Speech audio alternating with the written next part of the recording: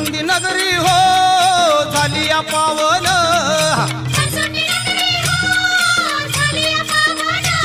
अहो नाथाची नगरी हो झाली या पावन,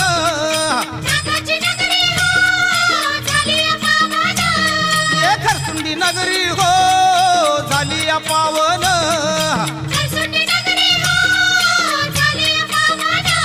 अहो नाथाची नगरी हो झाली या पावन.